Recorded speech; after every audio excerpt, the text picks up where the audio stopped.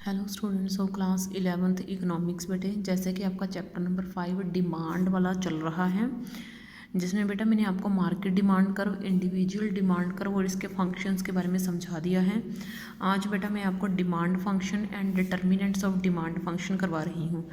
देखो बेटा, demand function shows a relationship. अब देखो डिमांड फंक्शन होता क्या है, पहले हम ये पढ़ते हैं। तो देखो जो डिमांड फंक्शन है वो रिलेशनशिप दिखाता है डिमांड के बीच, कमोडिटी की डिमांड के बीच और इसके अलग अलग डिटर्मिनेंट्स के बीच रिलेशनशिप दिखाता है।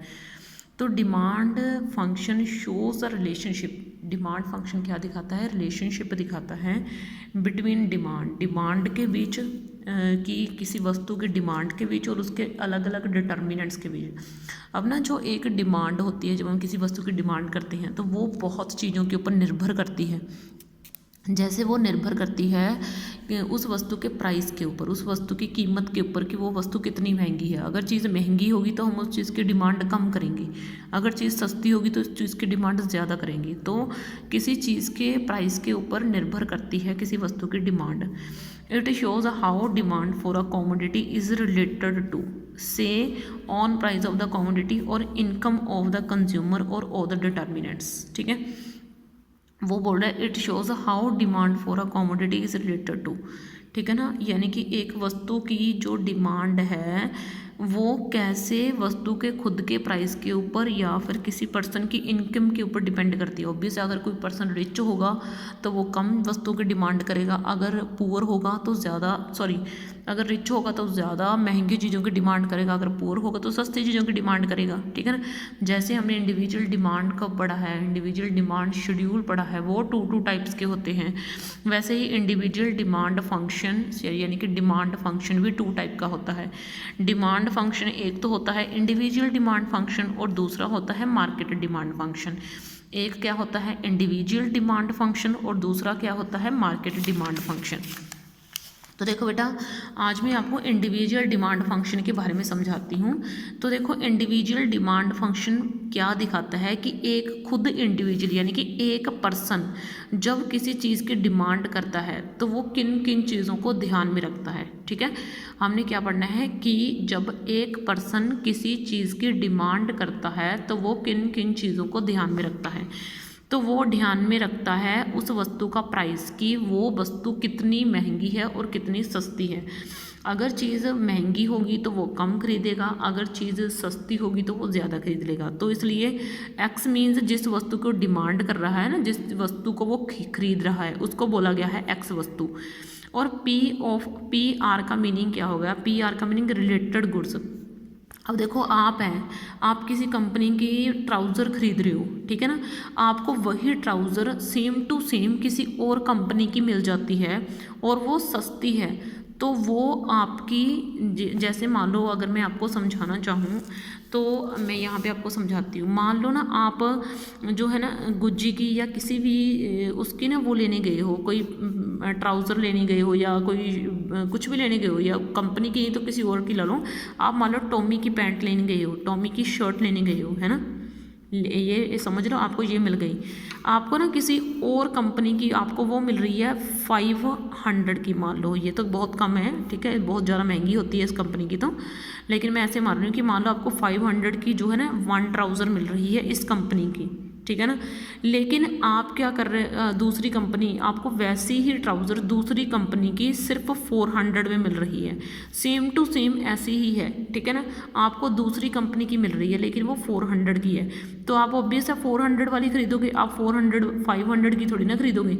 तो ये क्या हो गई? Related good. इस जैसी, बिल्कुल इस जैसी वस्तु की कीमत जो बिल्कुल इस जैसी है लेकिन बस सिर्फ ब्रांड अलग है, तो मुझे वो कम कीमत के ऊपर मिल रही है, तो मैं इसकी डिमांड नहीं करूँगी जो मैं खरीदने गई थी। ठीक है ना, तो उसको बोलते हैं कि रिलेटेड गुड्स। जो दूसरी चीज़ें होती हैं उनका प्राइस भी प्रभावित करता है आपकी डिमांड को। ठीक है, तो आगे देखो, आगे है वाई। आपकी इनकम कितनी है? अगर आपकी इनकम ज़्यादा होगी तो आप चीज़ों की डिमांड ज़्यादा करोगे, अगर इनकम कम होगी तो चीज़ों की डिमांड कम करोगे। और आप टेस्ट, आपका इंटरेस्ट किस चीज़ में ज़्यादा है, ऑब्वियस है आपका इंटरेस्ट जिस चीज़ में ज़्यादा होगा आप उस चीज़ को ज़्यादा खरीदोगे, जिस चीज़ में आपका इंटरेस्ट कम होगा आप उस चीज़ को कम खरीदोगे।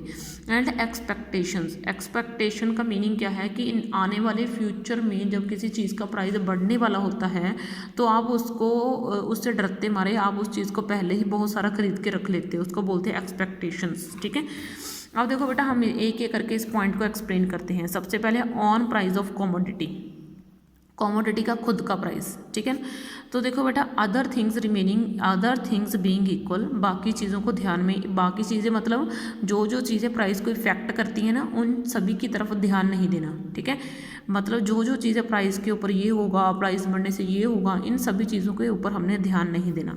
ठीक है ना, other things being equal with are rise in on price of the commodity, जब किसी वस्तु का खुद का प्राइस बढ़ जाता है तो इट्स डिमांड कॉन्ट्रैक्ट, हमें ये पता है कि इसकी डिमांड हम कम कर देते हैं।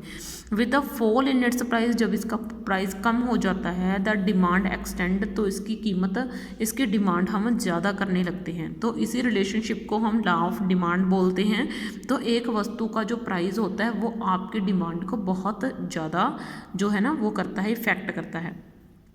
तो आगे है प्राइस ऑफ रिलेटेड गुड्स, जो आप वस्तु लेने गए हो उस जैसी वस्तु आपको दूसरी कंपनी की मिल रही है तो उसका कीमत आपको बहुत प्रभावित करेगी। ठीक है, अब जो है ना डिमांड फॉर अ कमोडिटी, ये इस आल्सो इन्फ्लुएंस, वो भी प्रभावित होगी चेंज इन प्राइस, प्राइस में चेंज होने से। तो आगे देखो these are of two types, और जो गुड्स हैं वो आपके टू टाइप्स की होती हैं। सबसे पहले है सब्सटीट्यूट गुड्स और नंबर 2 पे ऊपर है आपकी कॉम्प्लीमेंट्री गुड्स। ठीक है, सब्सटीट्यूट गुड्स कौन सी होती हैं, these are goods, these are the goods, ये वो गुड्स हैं which can be substituted what for each other, वो एक दूसरे की जगह पर बरती जा सकती हैं। लाइक आपके घर में सारे बंदे कॉफ़ी भी पी रहे हैं, चाय भी पीते हैं। मान लो आपके घर में सभी कॉफ़ी भी पीते हैं और चाय भी पीते हैं, सभी को कॉफ़ी भी उतनी ही पसंद है जितनी चाय पसंद है। ठीक है, लेकिन आपके घर में बनती ज़्यादातर चाय है। ठीक है ना, आपके घर में मान लो बनती ज़्यादातर चाय है, कॉफ़ी कभी कभार बनती है लेकिन पसंद बेहद है। ठीक है ना, तो अब देखो चाय की कीमत मान लो अभी 200 है और कॉफ़ी जो है वो 400 है। ठीक है, पर किलोग्राम, वैसे इतनी सस्ती है नहीं कॉफ़ी, चलो मैं फिर भी मान के चल रही हूँ कि पर किलोग्राम 1 किलोग्राम कॉफ़ी 400 की है और चाय पत्ती 200 की है, और चाय पत्ती इतने के करीब मिल जाती है। लेकिन आने वाले फ्यूचर में या आने वाले टाइम में अगर कॉफ़ी उतनी ही रहे, कॉफ़ी 400 की है लेकिन चाय पत्ती जो है वो 500 की हो जाए, चाय पत्ती की कीमत बढ़ते बढ़ते बढ़ते बढ़ते इतनी बढ़ जाए, ठीक है ना, लेकिन कॉफ़ी के प्राइस में कोई कीमत ना हो, बदलाव ना हो, तो आप कॉफ़ी ज़्यादा पीने लगोगे और चाय कम पीने लगोगे क्योंकि चाय पत्ती बहुत महंगी हो चुकी है। तो इसको बोलते हैं सब्स्टिट्यूट। आपने चाय को कॉफ़ी की जगह पर यूज़ करना स्टार्ट कर दिया, सॉरी आपने कॉफ़ी को चाय की जगह पर यूज़ करना स्टार्ट कर दिया।